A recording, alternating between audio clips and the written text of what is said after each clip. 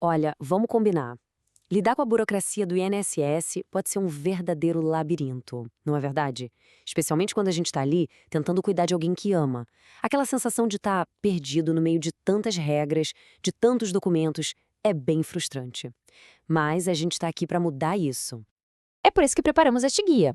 Pense nele como um mapa, sabe? Um mapa bem claro e direto, feito para transformar toda essa incerteza num plano de ação. Então vamos juntos, passo a passo, desvendar esse processo todo. Para começar, vamos direto ao que interessa. O que é, afinal, o BPC? Porque entender a natureza desse direito é a base de tudo. É o primeiro degrau para conseguir a aprovação. E aqui já vem o ponto que mais gera confusão.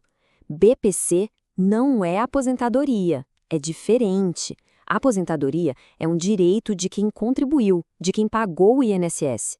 O BPC, não. Ele é um benefício assistencial, é um amparo do governo para quem está numa situação de vulnerabilidade, mesmo que nunca tenha contribuído. A gente pode pensar no BPC como uma rede de segurança. Ele é garantido por uma lei, a LOAS, e o propósito dele é muito claro: assegurar o mínimo para que as pessoas possam viver com dignidade. E qual o valor desse amparo? Bom, o benefício é de um salário mínimo por mês. Para algumas pessoas pode até parecer pouco, mas para muitas famílias esse valor faz toda a diferença do mundo. É o que paga a comida, os remédios, o essencial. Agora, para quem é esse benefício? Basicamente, ele é destinado a dois grandes grupos: pessoas idosas, com 65 anos de idade ou mais, e também pessoas com deficiência de qualquer idade. Ok, então já entendemos o que é o benefício. Mas a pergunta é: como saber se existe o direito a ele? A resposta está em três requisitos que são essenciais. Vamos pensar neles como os três pilares que sustentam a aprovação do pedido. Vamos olhar cada um de perto. Pode parecer um processo super complexo, mas no fim das contas, tudo se resume a comprovar estes 3 pontos. Agora a gente vai detalhar cada um deles. O primeiro pilar é a condição da pessoa. Para os idosos, a regra é bem simples: ter 65 anos ou mais. Já para pessoas com deficiência, a idade não importa. O que o INSS vai avaliar é se existe um impedimento de longo prazo, algo que dure pelo menos 2 anos. E aqui, um detalhe crucial: o foco não é no nome da doença, no diagnóstico, mas em como aquela condição limita a pessoa de participar da sociedade no dia a dia. O segundo pilar é inegociável: o cadastro único, o famoso CadÚnico. Ele precisa estar atualizado nos últimos 2 anos e essa atualização é feita lá no CRAS da cidade. E muita atenção aqui: um cadastro desatualizado é motivo de negativa na hora, não tem conversa. Por isso, a primeira coisa a fazer é checar se ele está em dia. Agora, vamos para o terceiro pilar, o cálculo da renda. É aqui, gente, que a maioria dos pedidos é negado.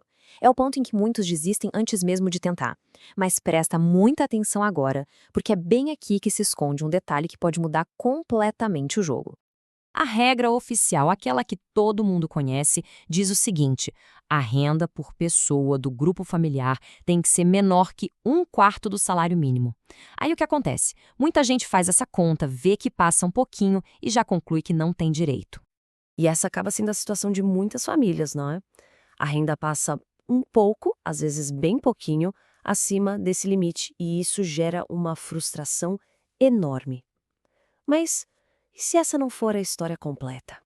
E aqui está o segredo: despesas essenciais com a saúde da pessoa idosa ou com deficiência podem e devem ser descontadas no cálculo da renda. A gente está falando de gastos comprovados com remédios, com alimentação especial, fraldas e até consultas e tratamentos que o SUS não cobre. Entender isso muda tudo. Vamos ver um exemplo prático para ficar bem claro. Imagina a família da Marta. No cálculo comum, a renda por pessoa daria R$ 700, bem acima do limite. Só que eles gastam R$ 450 por mês com saúde. Ao abater esse valor, a renda da família que o INSS vai considerar diminui e a renda por pessoa cai para R$ 550. Com essa nova conta, as chances de aprovação, disparam. Certo.